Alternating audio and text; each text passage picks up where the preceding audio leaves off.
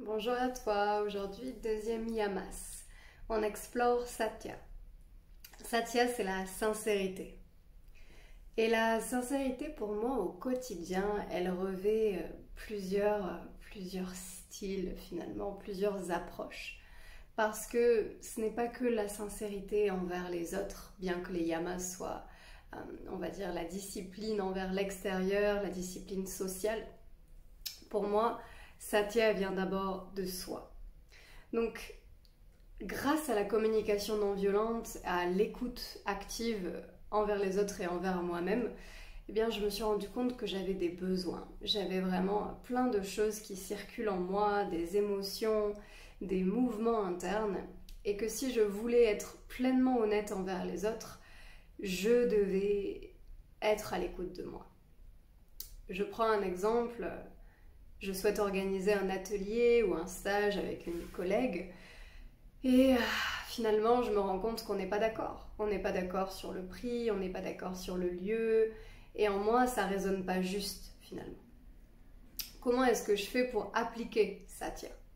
Est-ce que je vais me braquer, je vais finalement fuir la situation, me fermer complètement à la communication pour échapper en fait à cet affront, à ce conflit?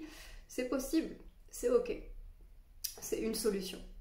Si j'ai envie d'essayer d'aller vers mes peurs et d'utiliser ces sagesses du yoga, je vais d'abord me poser et je vais écouter en moi. Est-ce que ça se ferme? Ouais, ça se ferme, donc c'est pas juste pour moi, c'est pas ce qui m'apporte le plus de joie. Ananda Kosha, c'est le corps le plus profond du yoga, c'est le corps de la joie. Donc l'être profond que nous sommes, c'est la joie pure. Donc si ce que je fais ne m'apporte pas de la joie et que je le sens en moi, alors je suis peut-être pas dans le vrai, dans le juste pour moi. Donc si je sens que c'est le cas là, pour cette situation donnée ou pour un rendez-vous avec une amie ou quelle que soit une proposition finalement que l'extérieur me fait, en moi je sens que c'est pas juste, ça me fait pas frétiller de joie, et ben je vais essayer de le communiquer à l'autre. Je vais essayer de lui partager avec respect, avec bienveillance, que je sens pas que ce soit aligné avec mon besoin, avec mes envies du moment. Parce que finalement, vraiment, j'insiste là-dessus, la satya, la sincérité, ça va être bien sûr de ne pas mentir aux autres, de pas peut-être pas tout cacher, peut-être un jardin intérieur aussi, et un jardin caché en soi, probablement, je suis plutôt de ce côté-là. Et en même temps, dire la vérité. Qu'est-ce que t'en penses, toi? Bah oui, ou alors bah non. Se sentir capable, se sentir écouté dans sa vérité. Et je crois en essence que ça vient d'abord de soi, en soi, avec soi-même.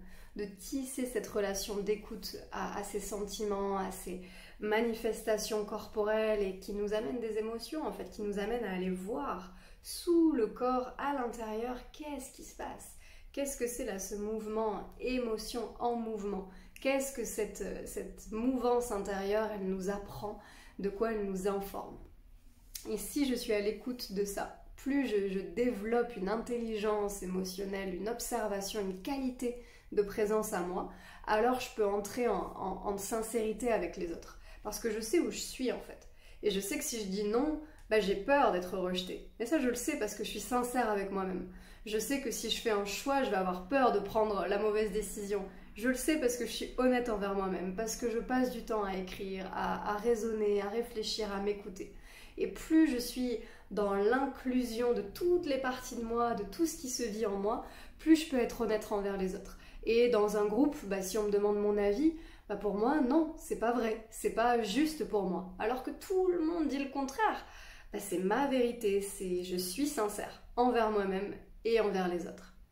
Satya, sincérité, c'est le deuxième yamas. Et encore une fois, je serais vraiment honnêtement curieuse de savoir comment est-ce que toi tu l'appliques, est-ce que tu as des conseils ou des pratiques particulières pour appliquer cette philosophie du yoga issue des Yoga Sutras au quotidien.